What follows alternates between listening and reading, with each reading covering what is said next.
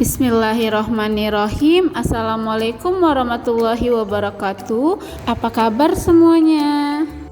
Semoga kita selalu berada di dalam lindungan Allah Subhanahu wa Ta'ala. Berhubung kita masih melakukan pembelajaran online dan masih berada di dalam masa pandemi atau COVID, maka tetaplah mematuhi protokol kesehatan, yaitu dengan menggunakan masker kemanapun kalian pergi, dan juga seringlah mencuci tangan agar kita terhindar dari segala macam penyakit ataupun virus.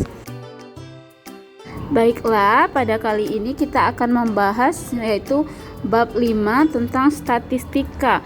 Nah, yang kita pelajari hari ini adalah mengumpulkan data dan cara membaca data. Sebelum kita mulai ke pembahasan, kita harus tahu dulu apa itu pengertian statistika, statistik, dan juga data. Oke, pembahasan yang pertama yaitu pengertian dari statistika. Statistika adalah ilmu yang mempelajari tentang merencanakan, mengumpulkan, menganalisis, menafsirkan, dan mempresentasikan data.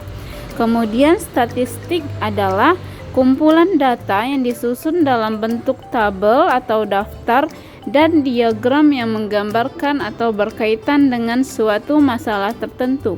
Adapun data adalah keterangan yang benar dan nyata atau bahan nyata yang dapat dijadikan dasar kajian, analisis, atau kesimpulan. Jadi, data adalah keterangan yang bisa kita jadikan informasi bagi orang lain ataupun bagi diri kita sendiri. Selanjutnya kita akan membahas tentang mengumpulkan data.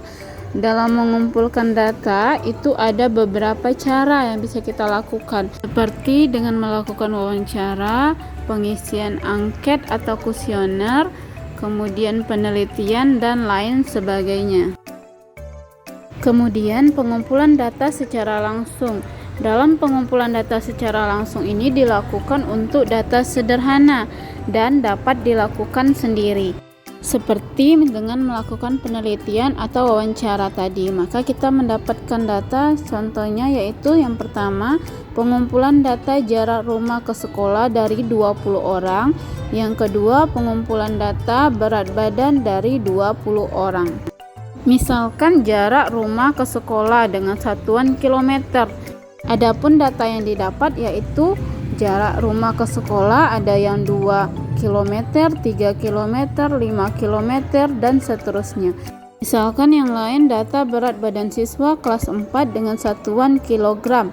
Ada yang memiliki berat badan 25 kilo, 30 kilo, 25 kilo, dan seterusnya. Selanjutnya pengumpulan data menggunakan lembar isian. Lembar isian di sini contohnya itu seperti angket ataupun kuesioner tadi. Adapun contohnya yaitu 1. Pemilihan ekstrakurikuler. Yang kedua, mata pelajaran favorit siswa kelas 4, dan yang ketiga, hobi siswa kelas 4. Berikut contoh lembar isian dari pemilihan ekstrakurikuler. Nah, di situ ada tabel yang berisikan nama dan jenis ekstrakurikuler yang akan dipilih oleh siswa kelas 4. Selanjutnya kita akan membahas yaitu membaca data. Di sini disajikan sebuah tabel yang berjudul buah kesukaan siswa kelas 4. Nah, dalam tabel ini terdapat 3 kolom. Yang pertama nomor, yang kedua nama buah, dan yang ketiga jumlah siswa. Jadi di dalam tabel ini terdapat sebuah informasi mengenai buah kesukaan siswa kelas 4. Cara untuk mendapatkan informasi yang ada di tabel ini bisa dilakukan dengan cara menanyakan kepada teman-teman di kelas dengan menanyakan buah apa yang paling disukai. Nah, setelah mendapatkan informasi atau jawaban, kemudian kita simpulkan dan buatlah tabel seperti ini.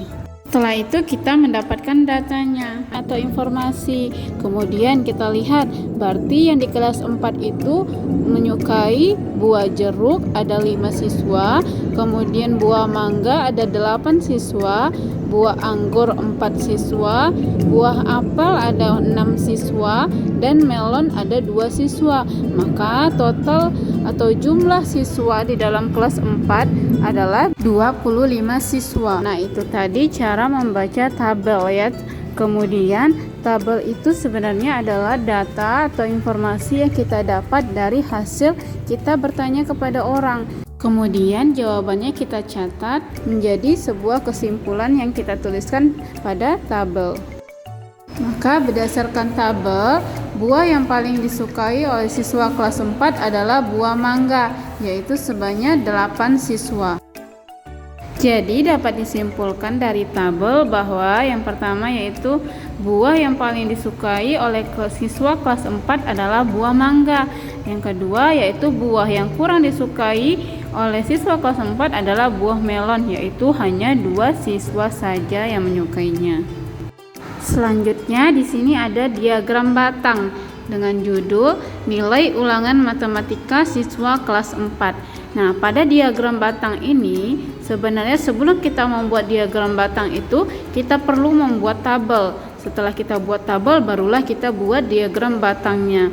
Nah, bagian pada diagram batang itu yang bagian bawah yaitu garis horizontal yang ada angka 4, 5 sampai 10 itu dinamakan nilai pada diagram batang ini.